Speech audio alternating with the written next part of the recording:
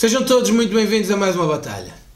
Hoje vamos falar da atualidade dos cartilhados lampiões, bem como aquilo que tem sido dito pelos viscondes papagaios acerca do Futebol Clube do Porto. Para além disso, vamos também fazer o lançamento da meia-final da Taça da Liga, o Futebol Clube do Porto contra o Sporting em Braga. Mas antes disso, vamos recuar até ao último episódio, no qual preconizamos que Vasco Santos não iria apitar nenhum jogo da última jornada. A verdade é que isso se confirmou e Vasco Santos foi indicado para vídeo-árbitro do Benfica Chaves. Vamos estar atentos para saber se na próxima jornada o árbitro do Porto vai ou não ser indicado para apitar algum jogo. Vamos então perceber se há ou não alguma lesão impeditiva de Vasco Santos ou se a mesma foi temporária apenas e só para o Benfica Chaves. Além disso, vamos continuar alertas, atentos e também expectantes para saber aquilo que tem acontecido na Comissão de Instrutores. O que é que os árbitros andam a dizer na Comissão de Instrutores da Liga no âmbito do processo dos e-mails? Estamos curiosos e atentos. Bom, falamos então da atualidade dos cartilhados, bem como dos viscondes papagaios. Foi com alguma surpresa que ouvi no passado domingo Otávio Machado a falar no Correio da Manhã. Nós aqui no Batalha procuramos nunca fazer grandes comentários sobre as declarações individuais de quem quer que seja, porque nós aqui não alimentamos guerras pessoais. Não temos nada contra ninguém, não temos nada contra ninguém individual ou pessoalmente, temos e só apenas contra aqueles que falam do Futebol Clube do Porto e tentam criar correntes de opinião em relação ao Futebol Clube do Porto. E no âmbito do assunto da bancada do Estoril e na sequência do relatório do LNEC, Otávio Machado, no último domingo, fez na CMTV um elogio encapotado ao Futebol Clube do Porto, dizendo que do ponto de vista da estrutura o Futebol Clube do Porto estava muito forte, porque disse que não jogava no Estoril e não jogou mesmo no dia seguinte. Ora, este elogio vergonhoso e encapotado de Otávio Machado foi para mim surpreendente. E porquê que foi surpreendente? Ora, se a bancada foi evacuada por alegadas medidas de segurança que não estavam cumpridas, e se no dia seguinte tinha que existir uma vistoria à mesma, será que Otávio Machado estava a induzir que os adeptos do Futebol Clube do Porto devessem marcar presença nessa bancada? E isto deixa-me surpreso porque se há treinador, se há agente desportivo que já demonstrou um carinho muito grande pelos adeptos do Futebol Clube do Porto, é Otávio Machado. Está agora a fazer 16 anos que Otávio Machado foi despedido de treinador do Futebol Clube do Porto. E nessa altura, Otávio fez aquilo que eu não conheço mais ninguém que tenha feito, que mais de alguém tenha feito. É que no dia 16 de fevereiro de 2002, o Futebol Clube do Porto foi jogar a Setúbal. E Otávio Machado convidou um grupo de elementos dos Super Dragões para ir lá inchar à sua quinta à Palmela. Portanto, Otávio Machado, que na altura tanta simpatia nutria por adeptos do Futebol Clube do Porto, em particular das suas claques, agora não estava preocupado com a segurança dos mesmos. Otávio Machado tem uma memória muito curta, mas nós não. E temos um prazer enorme em trazer aos episódios do Batalha verdades. Que façam recordar melhor as pessoas sobre aquilo que já fizeram. E portanto Otávio Machado aquilo que fez, conforme muitos papagaios dos viscondes têm feito, é criar correntes de opinião. É que também quem tem criado correntes de opinião, também dentro dos viscondes papagaios, têm sido uns elementos num programa da Sporting TV. Ouvi também, nesse programa da Sporting TV, onde estão presentes um senhor chamado Pedro Batista e um outro senhor chamado Carlos Dolbete, a discutirem quando é que o jogo, ou quando é que a segunda parte no Estoril poderia ser jogada. O Sr. Carlos Dolbete, um jornalista experiente, um jornalista conhecedor, um jornalista cuidadoso, com o qual naturalmente se pode concordar ou discordar, mas que naturalmente é um profissional disto, foi cuidadoso na abordagem e disse, contra aquilo que tinha sido a opinião do Sr. Nuno Saraiva, disse que tinha alguma dúvida sobre se o jogo podia ter sido colocado antes do 21 de fevereiro, tendo em conta os compromissos do Futebol Clube do Porto. Ora, muito rapidamente, o Pedro Batista disse, não, eu tenho a informação de que o Futebol Clube do Porto poderia jogar antes de 21 de fevereiro. Ora, o CP de Batista, que eu não conheço, como é evidente, devia ter a coragem de, num próximo programa, pedir desculpa ao Carlos Dalberto por o ter desmentido e pedir desculpa por ter mentido. É que, conforme nós aqui no Batalha já tínhamos alertado no primeiro episódio de 2018, desde dia 3 de janeiro, em que o Futebol Clube do Porto jogou frente ao Feirense, na Vila da Feira, e até ao jogo em que o Futebol Clube do Porto vai disputar em casa, frente ao Rio Ave, não havia nenhum buraco, entre aspas, para colocar este jogo. Não havia nenhum buraco para que o Futebol Clube do Porto pudesse ter, no mínimo, o descanso que é obrigatório por lei. E nós vamos recordar aqui, porque também o senhor João Galverne tem andado meio confuso. Parece que a cartilha de Carlos Janela não tem chegado nas perfeitas condições, ou não tem chegado com tudo aquilo que deveria. Nós vamos recordar aqui, para o Sr. Carlos Dalberto, que pelos vistos tinha a ideia correta, para o Sr. Pedro Batista e para o Sr. João Galverne, o seguinte. No dia 3 de janeiro, o Futebol Clube do Porto jogou em Santa Maria da Feira para o campeonato. No dia 7, jogou para o campeonato em casa frente ao Guimarães. No dia 11, foi a Moreira de Cónegos para a taça. No dia 15, jogou em casa para o campeonato, foi ao Estoril para o campeonato. No dia 19, jogou em casa frente ao Tondela, para o campeonato. No dia 24, vai agora jogar com o Sporting a Taça da Liga. O único buraco que existia no calendário acontece aqui, mas que o Futebol Clube do Porto não se poderia comprometer, porque caso vença o Sporting, vai ter no próximo sábado, a final da Taça da Liga. No dia 31, o Futebol Clube do Porto desloca-se a Moreira de Cónegos para o campeonato. Entrando em fevereiro, no dia 3, o Futebol Clube do Porto joga em casa contra o Sporting de Braga para o campeonato. No dia 7, joga em casa contra o Sporting para a primeira mão da meia-final da Taça de Portugal. No dia 11, vai jogar ao Estádio dos Chaves para o campeonato.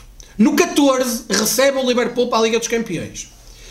No dia 18, joga em casa frente ao Rio Ave. E aí sim, no dia 21, finalmente há um hiato de tempo para colocar a segunda parte frente ao Estoril. Portanto, tem-se criado uma corrente de opinião de que o Futebol Clube do Porto não cumpriu os regulamentos, de que a Liga não cumpriu os regulamentos, e esses senhores que dizem isso são mentirosos, são aldrabões, porque de outra forma não se cumpririam as 72 horas de descanso obrigatória por esses mesmos regulamentos que os senhores do futebol, os lagartos, os viscondes papagaios e os cartilhados lampiões tanto têm clamado.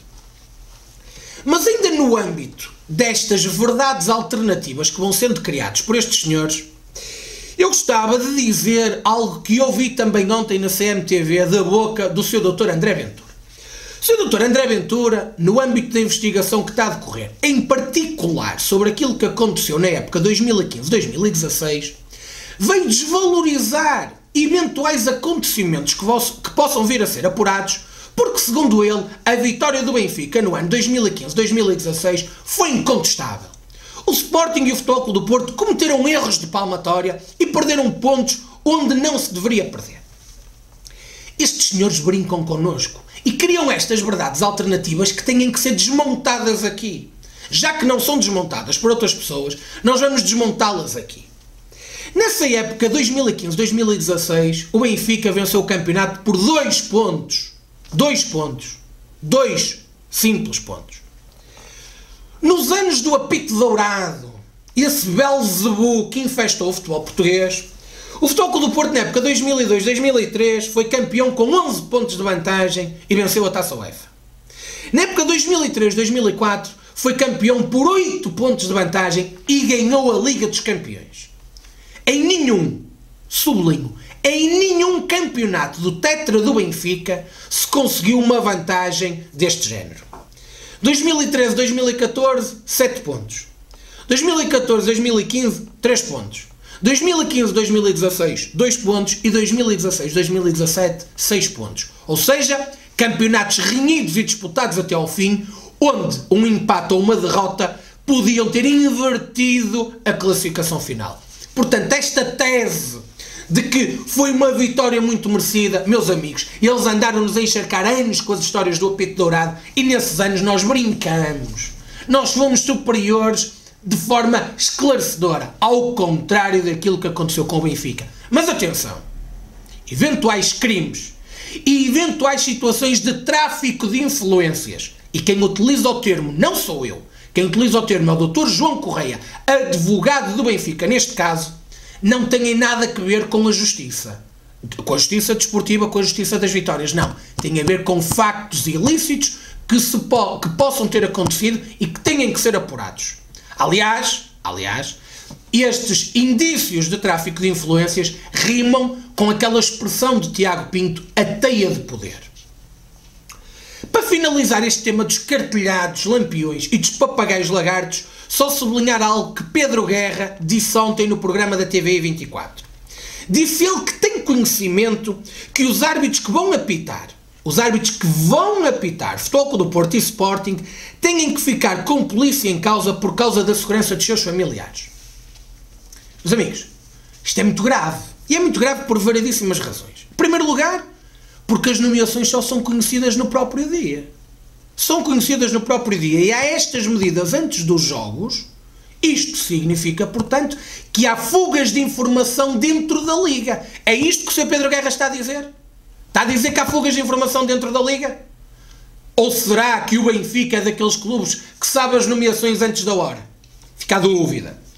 Depois, se ele sabe de alguma coisa, tem que denunciar, tem que ir à PJ. Ou será que a persona não grata na PJ por estar a ser investigado por crimes de corrupção? Depois, não sabemos se ele está a falar de facto, é do e-mail que veio à colação dos No Name Boys, referindo-se aos dados pessoais do Olegário Benquerense. Não sabemos também se está a referir aos atos praticados comprovadamente na Justiça por adeptos do Benfica que perseguiram Jorge Sousa e a sua família. E não sabemos também se está a referir a adeptos do Benfica ou ao adepto do Benfica que agrediu Pedro Proença no Centro Comercial Colombo. Portanto, se Pedro Guerra tem que ter um maior controle sobre aquilo que está a dizer, ou então tem que provar aquilo que diz. E ficamos todos a aguardar que ele esclareça se o Benfica sabe das nomeações antes da hora. Meus caros, antes de terminar, pequenas palavras sobre a meia-final Futebol Clube do Porto Sporting da Taça da Liga de amanhã. Não era uma competição, ou nunca foi uma competição das principais do Futebol Clube do Porto. Não vai ser amanhã, depois do jogo, independentemente do resultado. Queremos vencer. Todos os adeptos do Futebol Clube do Porto querem vencer porque são ambiciosos. Acreditamos que o grupo de trabalho também o queira fazer. Acreditamos que o grupo de trabalho queira conquistar o primeiro título, tal como os adeptos. Mas, como digo, não vamos para a baixa, nem vamos fazer disto o troféu mais importante da época. Agora, há coisas que queremos registar. Por um lado, o Mar Azul, que vai mais uma vez invadir um jogo onde o Futebol Clube do Porto marca presença. Os bilhetes já estão esgotados e, ao contrário daquilo que alguns paladinos gostavam, o Futebol Clube do Porto esgotou os bilhetes. Não é preciso o Benfica jogar em lado nenhum para que o estádio se esgote.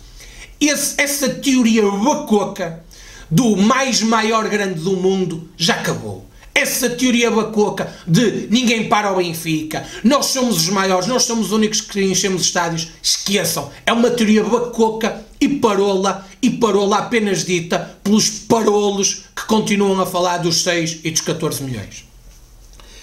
Esperamos também, esta é uma última nota que quero deixar, que exista segurança máxima no exterior do estádio. Esperamos que se previnam eventuais ataques de casuals, e não me refiro a casuals, quer do Porto, quer do Sporting. Meus caros, desta forma que terminamos mais uma batalha. Mais uma batalha onde quem atacar o Futebol Clube do Porto vai ter resposta. Mais uma batalha onde quem atacar o Futebol Clube do Porto não vai ficar com silêncio da nossa parte e onde nós vamos continuar aqui a trazer à colação verdades sobre o futebol, verdades sobre o futebol português. Meus caros, um abraço e viva o Futebol Clube do Porto.